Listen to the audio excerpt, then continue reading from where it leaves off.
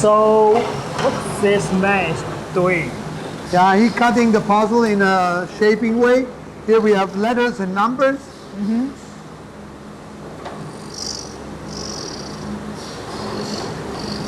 Okay, what's the advantage of this? The jigsaw puzzle is it can service a smaller quantity, but later I will show you the laser cut The laser cut. and the different other CNC cutting. This is very handmade job Yes. for very little children. Have solid wooden blocks of wooden puzzles. But let's go to a more sophisticated and more optimized workshop. Okay. And this is digital print. And also after the digital print, I show you the laser cut.